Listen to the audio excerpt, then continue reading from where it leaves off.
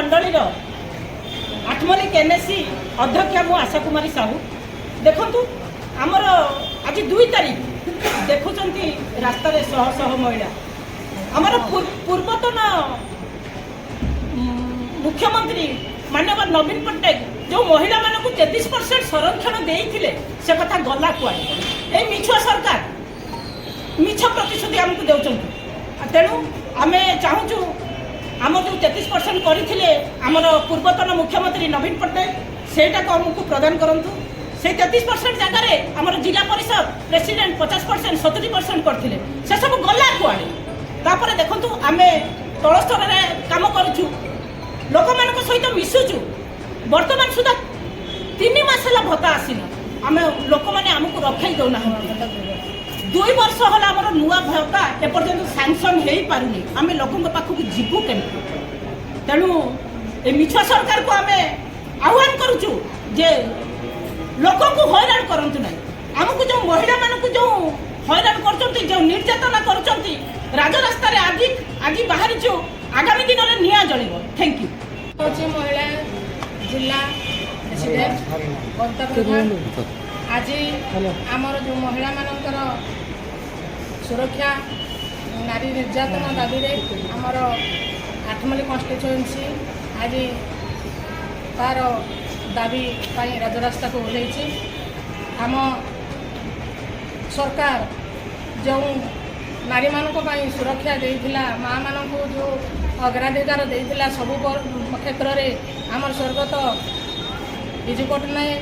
33% करथिले तांकर सुपुत्र 33% परे भी आमको त्रिस्तरीय पंचायत राज रे आमको 50% से संरक्षण करी आमको देइचंती सब आम महिला माने अग्राधिकार रे समस्ते पाई जाइछु किंतु आहरी गोटे खुशीर खबर आमर जिला प्रेसिडेंट माने जिला परिषद प्रेसिडेंट माने 70% आम संरक्षण पाइछु 30 जगह आम 21 जन जिला परिषद प्रेसिडेंट यही सुविधा नहीं से क्षेत्र में आम सरकार आमको बीजेपी सरकार जो मिछ प्रतारणा करुच्ची जे आमे आमे देवाई चाहूलु 33% किंतु पूर्व सरकार ताको मोहर मारिला ना बोली जो मिछ प्रतिश्रुति दे राजरास्तार जो कुम्भीर कामना करुच्ची संपूर्ण रूप से मिथ्या आमे आमर जो 23 मसीह सर्वसम्मति क्रमे जहाँ पालित होता जे 33% करा जाऊ बोली तांको से मोहर न मारी से अन्य तांकर जो स्थान संरक्षण करने जो उपाय मिछ बाहाना करी कहते ताहा संपूर्ण मिथ्या आम नारी मानकर आज सुरक्षा नहीं राजरास्ता को ओह्लैवा मात्रे विपद उपर विपद जो महिला नाबालिक शिशु समस्तंकर जो परि भाव राज्य में हो सारा देश में जो प्रकार निर्यातित होती ताहा आपण माने समस्ते सबुदिने खबर कागज हो सब चैनल रे पाउथिबे तेणु यही जो जो मिछ प्रतिश्रुति मिछ बाहाना करी आज आमर नारी मानक अवहेलित करुँचे से प्रतिवाद रे आज आमर आठमल्लिक निर्वाचन मंडली आज राजरास्ता को ओह्लैछु जदि आमर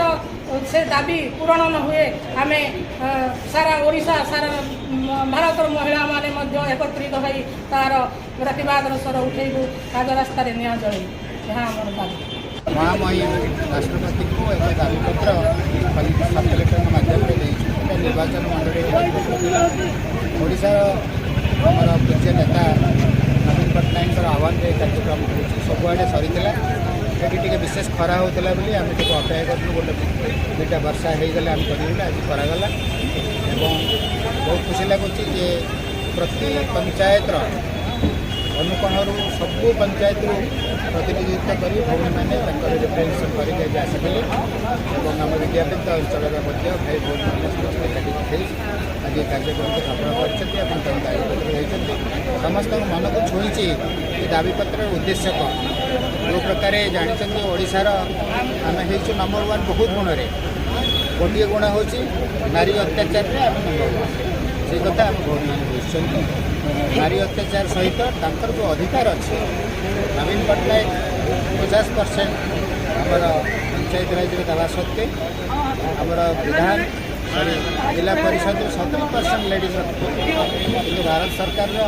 बीपीएल तो कौन हो नहीं खाली ड्रामा कर इलेक्शन हो गोटे डाकी दौरान मीटिंग तो मीटिंग अलग उद्देश्य रखिक असफल कर दौरान तेणु यहाँ हूँ से दायित्व आज भौणी मैंने प्रथम दफा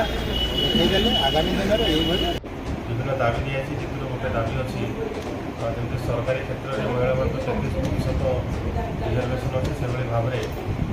बर्तमान पौर संस्था और पंचायत राज दाबी कर 50% वृद्धि और आगामी दिन में कर आगे बिल अच्छे मुख्य दाबी अच्छी जे 2023 मसीह जो पार्लियामेंट रे गोटे विगत सरकार समय अनुमोदन है बिलटा ताकू पुनरुद्धार करा दाबी गोटे अच्छी और महिला संरक्षण बिल तुरंत